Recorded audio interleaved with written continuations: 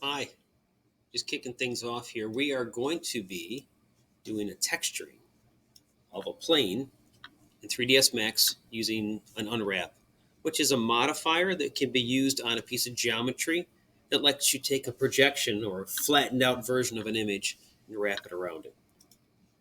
In the current week, it'll show up. Remember, whatever you get done on Tuesday, you turn in at the end of Tuesday. Don't worry about any late work. And this is the description. We're going to be asking you to customize your work. Those of you who know Photoshop will find this part to be kind of fun. You're going to be given a standard texture, and in this particular example, a student changed the colors out and added their name on there. So Spencer did this for us a couple years ago. That's the sample in his portfolio. I also want to encourage you to put 2 or 3 versions, not copies, but instances, and maybe even a reference, so that you can show multiples in formation if you wanted to.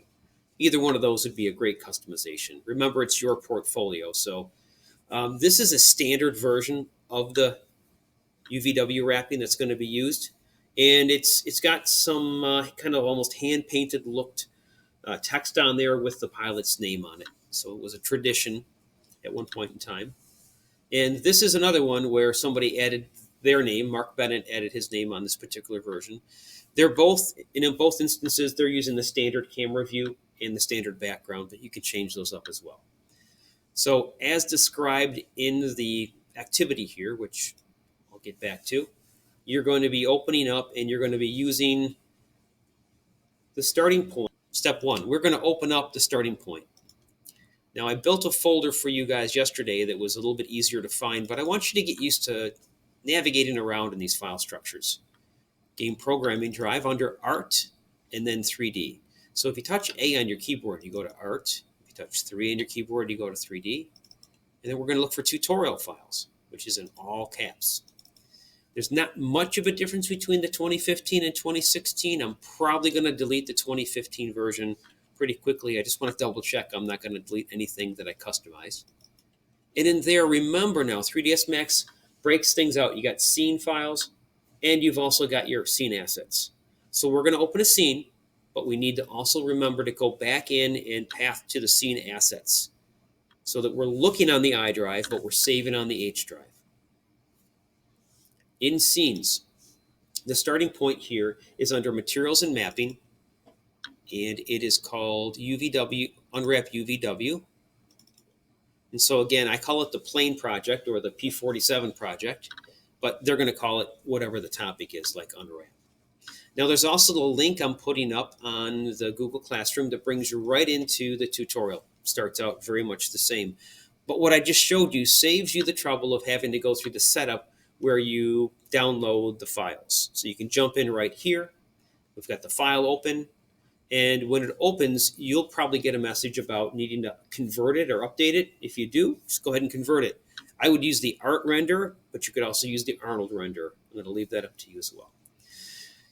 As we found out yesterday, the standard material is now considered legacy. It hasn't been deprecated. That is, it's not that it's not being supported, but it's considered an old version. So when you convert it, be mindful if you're going to use a standard material type, as described in this flow, we're moving away from that. We're moving into things like OSL and physical materials, for the shaders, I should say, for OSL. So as opposed to a diffuse color where you're going to be plugging this bitmap file in, we're going to be using a slightly different process on a physical material. It's still going to be something that shows up in screen. There's a copy of the texture. Now, in the past, when I haven't walked students through this, they've gotten creative. They've done a snipping tool. They've done a right click and save the image. And save the image on somewhere that they can get to, like their H drive. And just call it something like texture. Now, that's probably going to be lower resolution than texture for plane. So if I did this and I saved it on my H drive and I saved it under the 3ds Max folder, that would be one way to do it. So there's the folder, H3ds Max. And if I got to that folder area there, and then from there I called it texture for plane, that would be one way to do it, because then you could find it in the same area as your scenes folder, and it would work for you. However, as I demonstrated yesterday, you can add a path at either at render time or at file open time. You can add a path right to this tutorials file, and then it'll work for you as well. So we're going to apply this material, and at first, it's not going to look any different. What we're going to do is we're going to continue. We're going to use a modifier called UVW unwrap. We're going to just pick on a wing. Now remember, we talked about a selection. So we're going to grab the part that is just that wing, and we're going to use the UVW unwrap. It might look slightly different than this flow, so I'm going to try to convert from what they're describing to what it looks like in the 2021 version. This is an example where I've opened the file and I'm not getting a prompt to convert it, but I am getting a question about missing files. Now, I could do a continue, but it wouldn't render out properly. I'm going to use the option here to do a browse. So by selecting the word browse right there, I'll now point to, notice the path is just looking on the H drive. We don't have a bunch of other clutter along here, which is great. We're going to add a drive by using the add button. And we want to make sure that off of the PC, we're looking at the game programming drive. This might look familiar. We're going to click on A for art, 3 for 3D, T for tutorials. And then we're going to go into the 2016. And at this point, if you grab Scene Assets in the lower right-hand corner, just click on Add Subpaths and Use Path. And by those two clicks, a second time on Use Path, by the way, will populate this with those are the folders that might be needed to be used for this tutorial. I'm going to click on OK. This message is standard whenever it's a network path.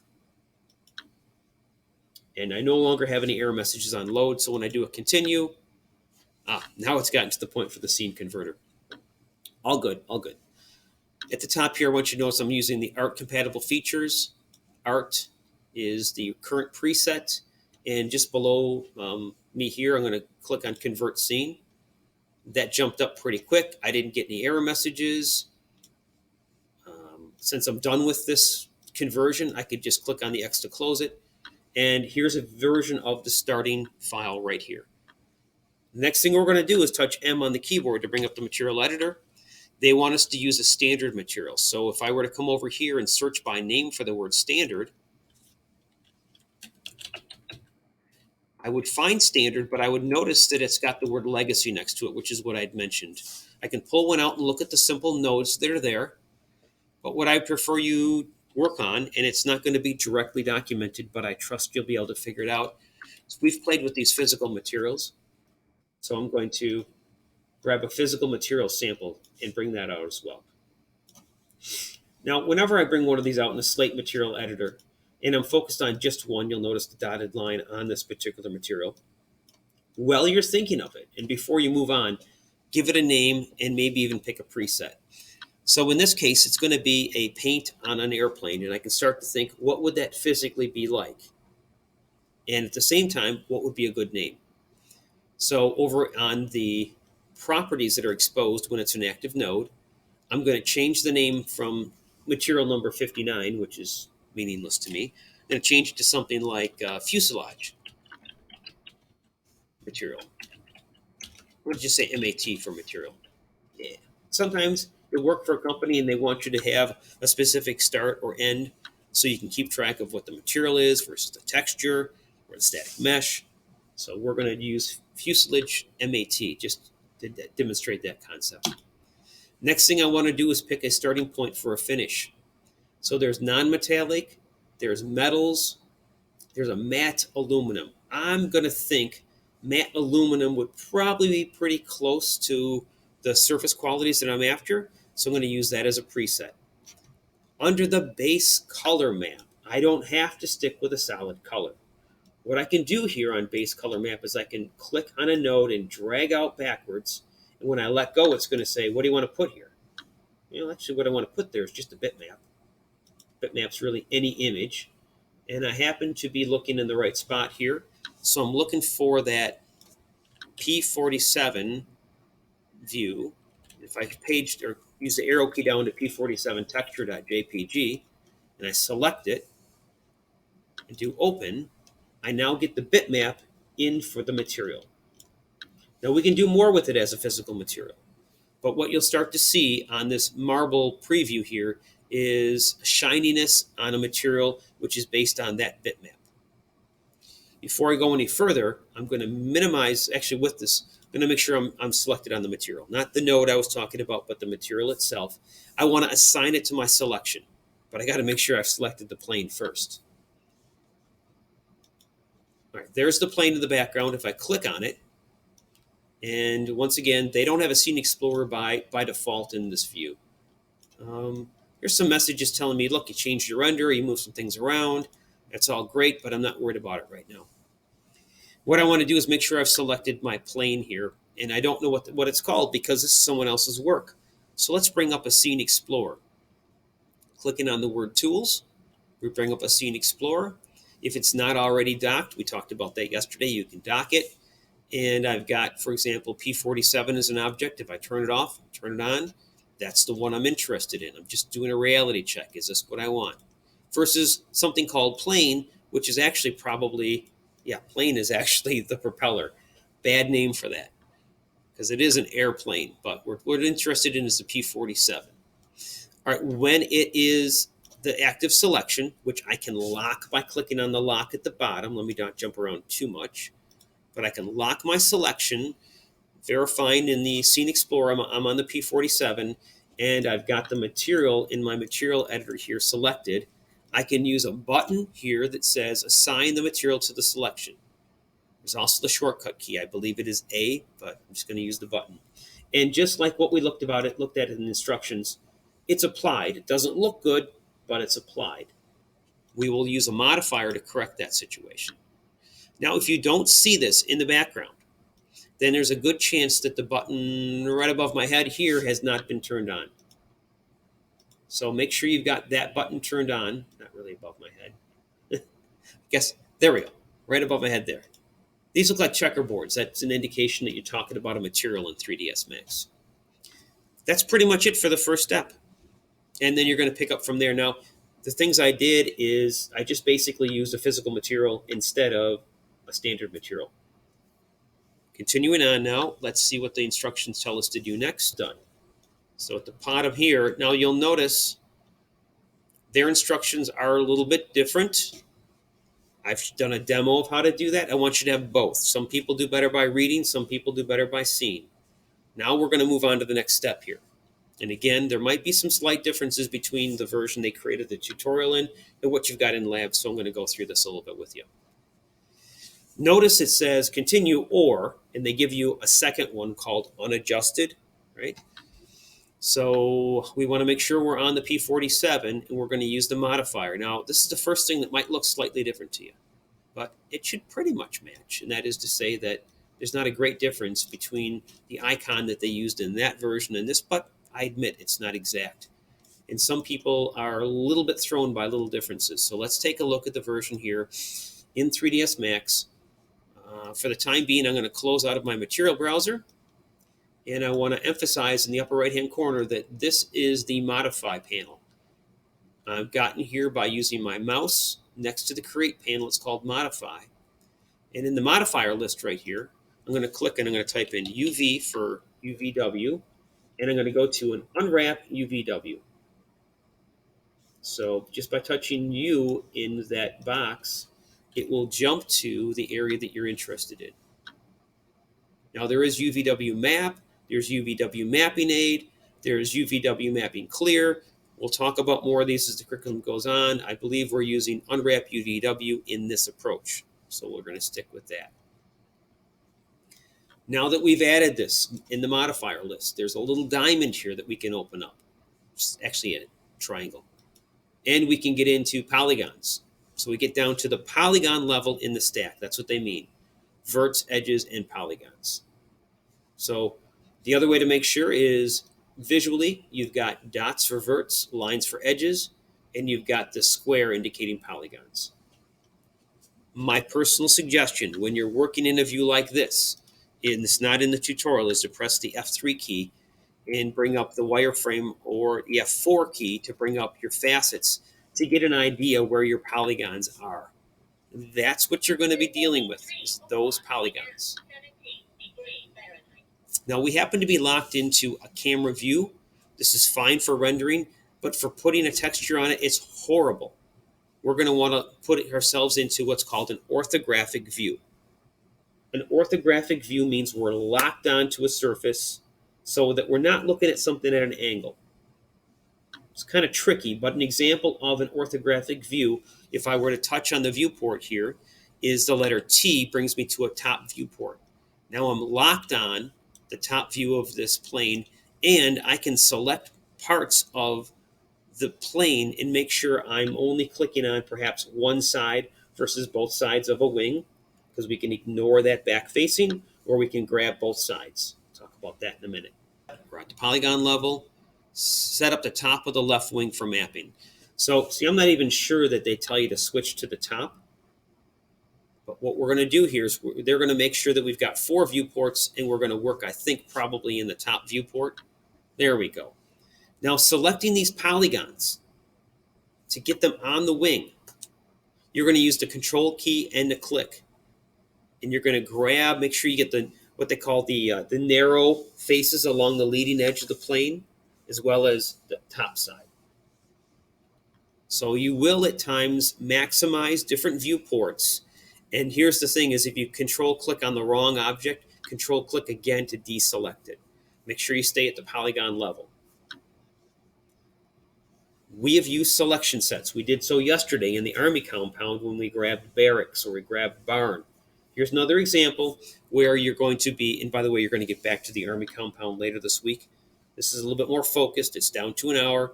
You're going to actually set up your own selection called wing left top, so you can find it later. Once you've named it, then you're going to actually tell it how to project the mapping onto this surface. Again, these icons might look slightly different. Think you'd be able to figure it out, but just to be clear, I'm going to go through this. I'm going to move this to the side. Hopefully it'll be easier for me to see. All right, now I got to select the top of it. I've actually got some light glare because of the material type that I picked on.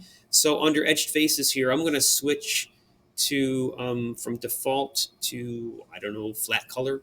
There we go. Flat color is a little bit easier for me to process. I can always change that. That's just how it looks in the viewport.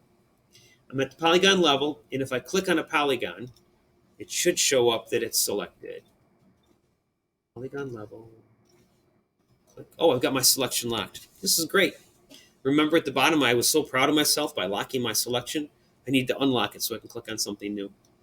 Now be careful. If you're in move mode and you move something, this is especially important for people on Chromebooks that are trying to use the mush pad instead of a mouse. If you move it, it's going to change the geometry. So like you could, make this wing look really wonky, really easy. Rather than do control click on all of them, I'm going to show you a technique I like to use. The term is marquee select. Fancy word for use the thing at the top to draw a box. Right above my head here, it says rectangular selection region. And it doesn't have to be a rectangle. If you click and hold here, you see other options. But just to demonstrate it, I'm going to use that option, and I'm going to click and drag to grab those edges. To me, that's a little bit easier to do. Now I want to get to the front, so I'm going to touch F on the keyboard. And, the front's not what I thought the front was going to be. Here, I got the leading edges. But I believe I want to get as much of the wing as including that part there. So lock back on top by touching T. Using the middle mouse button to scroll, I want to grab these as well. I'm going to hold Control so that they're added to it. And then I'm going to check my work by rotating here. That looks good. That looks good. I got my leading edges. I think I'm good on my selection. Didn't come around the top this much too much. I think I want to get the leading edges here as well. So I'm going to hold down the Control key and click on that part, just painting out the final part here. I'm going to zoom in and use the middle mouse button to pan over. Make sure I get these leading edges that they mentioned here. If I end up not projecting properly to this, I'm going to end up with something kind of weird. All right, I'm going to go back to T for top viewport just to kind of highlight. I've got it all selected as they talk about, and this is where I would do wing-a-ding left toppy, or whatever you want to call it. Wing left They probably call it port. Most big vehicles, aren't they called port? Like port and starboard? All right. I suppose I should be playing some theme music here, or at least like the sound effect of a propeller plane. Bring some life to it. Now that we're in the P-47, keep your hands away from the propeller at all times. Do not put your hands and feet outside the windows. Yeah, embarrassing. Can't believe we just did that. All right, so we are in the UVW unwrap. We're going to change our projection so that it is, does anyone remember what our mapping is going to be? It's a word that might sound like airplane, but it has nothing to do with the fact we're working on an airplane. It has to do with the fact that we're working on something that is a flat surface. That's your hint. Here we go.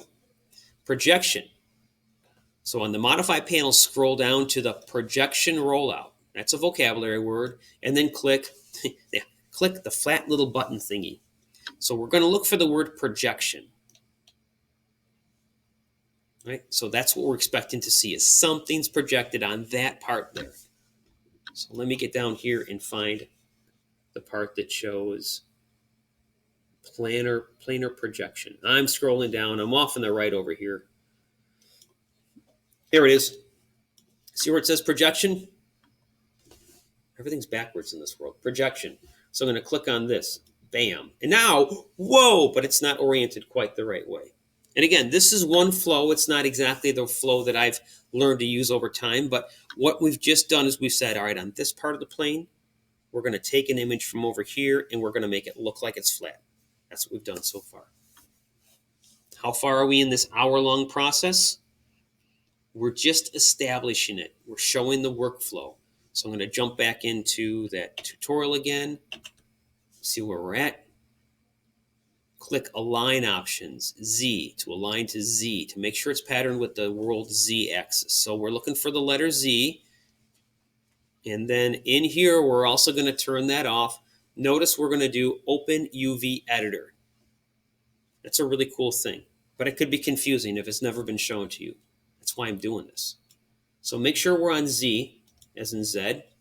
Okay, that changed things dramatically, right? And now we're looking for something that says Open UV Editor. Whenever you put your mouse between these areas that there's not something to click on, it becomes a hand, so you can move things around. And what I'm looking for is next to me here, it says Open UV Editor. So when I click on this, this is something new to you. It's a checkerboard pattern, which remember, I mentioned earlier, checkerboard generally means material or placeholder material when you get in a world like this. Now, the checkerboard is a default. The selection that you're looking at here is affecting how the projection shows up in the unwrap. Just like I mentioned, if you have a selection here and you move it or skew it or change it in any way, it's going to impact the geometry. Well, this is going to affect the projection. The same buttons like W, E, and R will move, scale, and rotate in this world. And we're flying blind right now, pardon the pun, but we can't see what the image really looks like that we're going to project on here. So what I like to do is I like to turn it from the default checkered pattern, which you're going to notice right next to my head here, conveniently. And we're going to change that to get to the map that we're using. So the map we're using is known internally to 3ds Max as map number 8. So I'm going to click on that, and you'll notice a change. It changes from the checkerboard pattern to that same bitmap that we brought in. Let's double check where we're at in the tutorial. Open in the editor, there it is with the checkerboard pattern. There it is having to change it. And you'll notice their image is very similar. We have an overlay of the wing. Those red lines are the polygons. So now they're talking about a very interesting button with a light bulb next to it. So think about it. The shape of a polygon with a light bulb. We're going to click on that and it's going to say, I only want to look at my selected polygons. It's very helpful because there are other polygons in here that you could unavoidably or inadvertently, that's a better word, you could end up messing something up you didn't even know it was selected. So we're going to display only those, and then I hope we're going to put a lock on here too, because locking your selection helps a great deal. And you'll notice the icon looks slightly different here, but I think you would have figured it out. In the tooltip, that the bubble that comes up says, view only selected polygons. So now if you look in the world over there, you can see I'm only looking at the selected polygons. I could lock my selection. I don't know why they haven't. So I'm going to lock them now. Let's see if the tutorial. Oh, so they're going to go into freeform mode. Okay, which we then can kind of drag. And so pay attention here to what's going on for a second. They're going to drag using handles because we're going to go in freeform mode. And then we're going to use rotate. And then we're going to use scale. And then we're going to use move. So you are going to use W, E, and R, or the buttons on this interface, to move, scale, and rotate. Then you're going to line this wing overlay so that it lines up with the part that's supposed to be on the wing. Now, you could end up having to flip vertically or flip horizontal to get this to work out.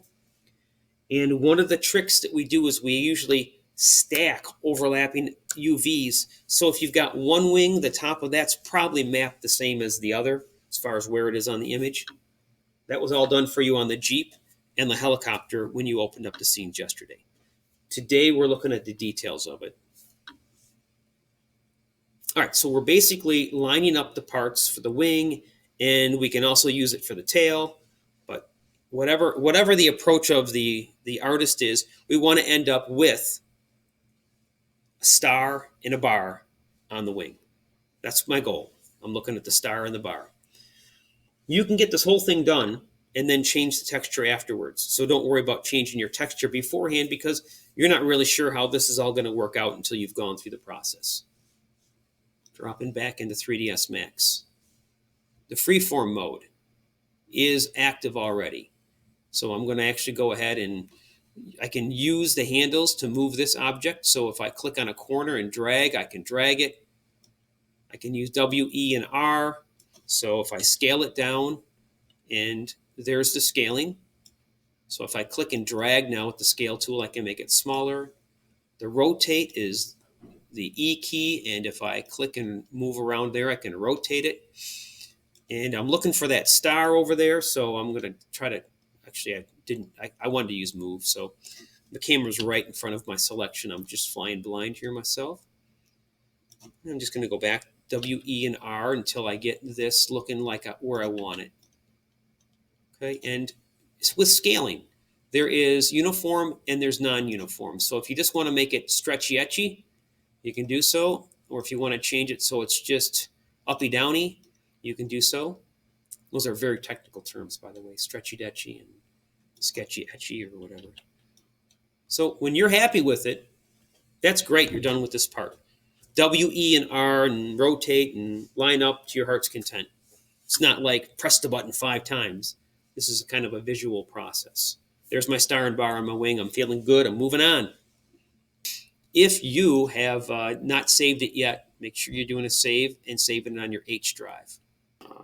HP47 texture work in process demo. There we are. We're moving on.